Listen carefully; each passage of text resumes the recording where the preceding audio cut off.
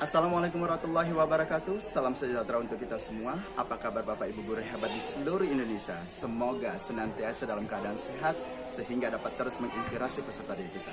Perkenalkan, saya Muhammad Reza Pahlevi, seorang guru bahasa Inggris dari SMP Negeri 1 Tebing Sabandar, Kabupaten Tanah Bertua, Negeri Beradat, Kabupaten Serdang Bedagai, Provinsi Sumatera Utara.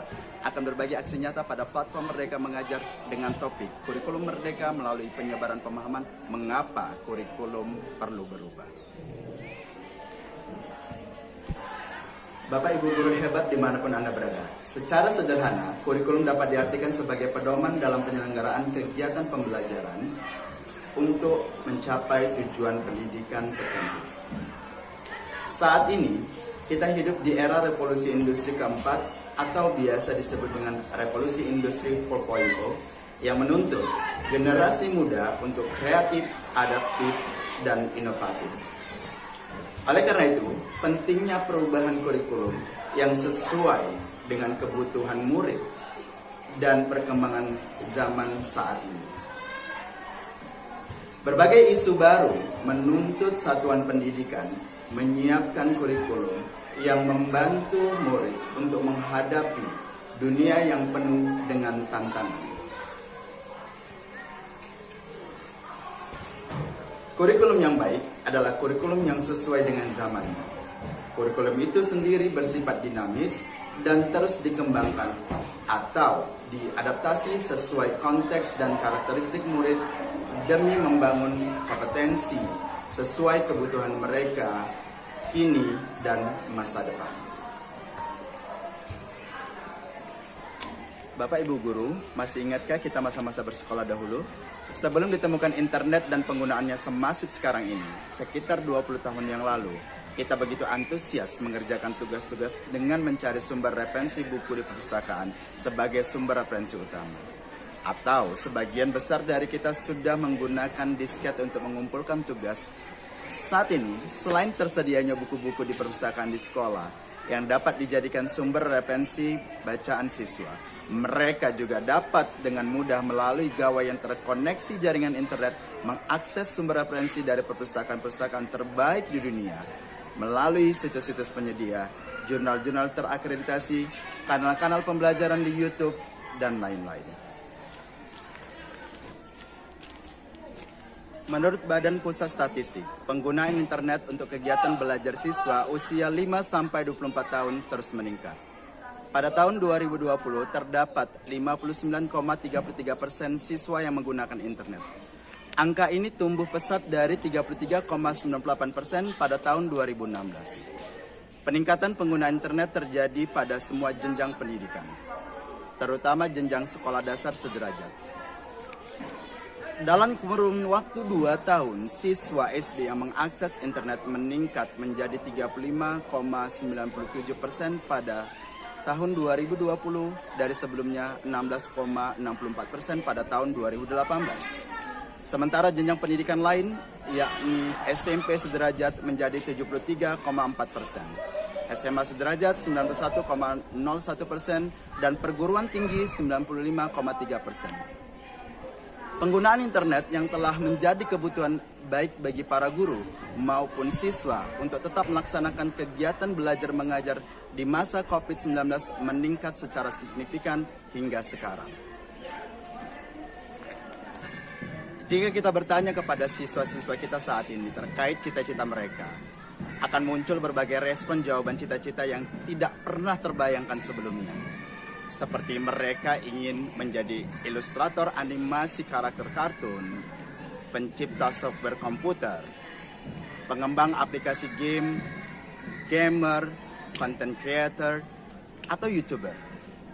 Sedangkan dahulu ketika kita menjadi murid, mungkin cita-cita kita sebatas ingin jadi dokter, polisi, TNI, pilot, dan tentu saja jadi guru.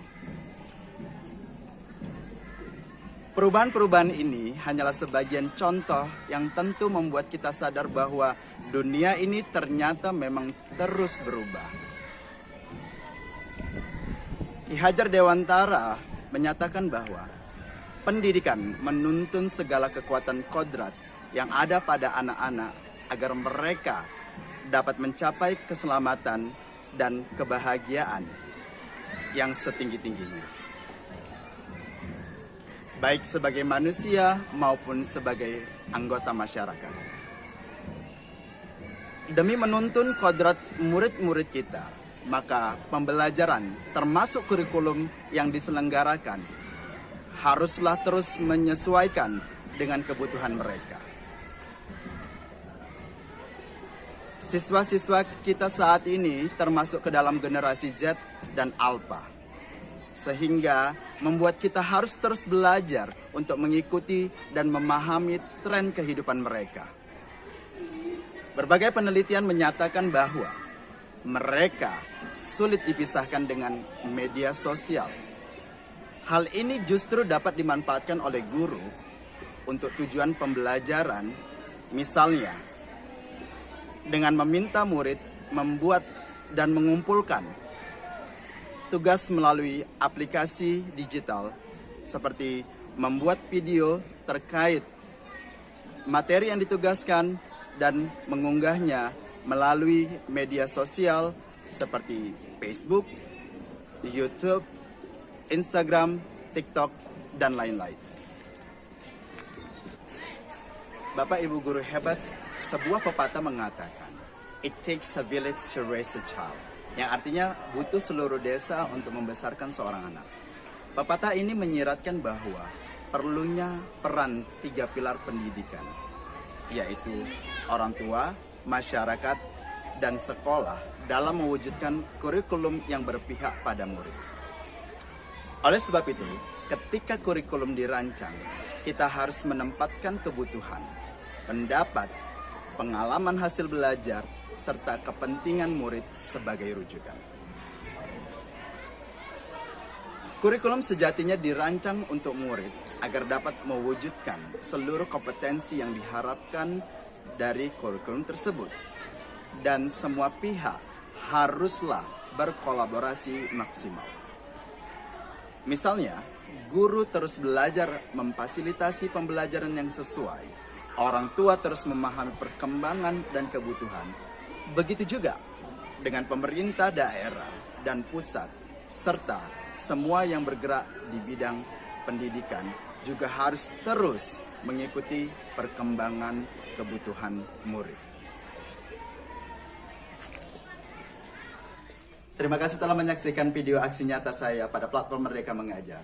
Semoga kita semua terus dapat berkembang bersama murid-murid kita dengan menggunakan kurikulum sebagai pusat dari pengembangan pembelajaran untuk dapat mencapai tujuan pendidikan, dan mari kita tetap bersemangat menghadapi dan menjadi bagian dari perubahan ke arah yang selalu lebih baik. Seorang bijak mengatakan, "If we've decided to be a teacher, it means we'll never stop learning. If we want to stop learning, better we stop teaching." Yang artinya jika kita sudah memutuskan menjadi seorang guru, artinya kita tidak akan pernah berhenti belajar. Jika kita ingin berhenti belajar, lebih baik kita berhenti mengajar. Saya Muhammad Reza Palepi dari SMP Negeri 1 Tebing Sabandar, Kabupaten Serdang Bedagai, Provinsi Sumatera Utara. Mohon pamit undur diri. Akhir kata, Serdang Bedagai dihuni oleh berbagai suku. Pertanian dan perkebunan menjadi potensi utamanya. Wassalamualaikum warahmatullahi wabarakatuh. Salam sejahtera untuk Bapak Ibu guru hebat semua.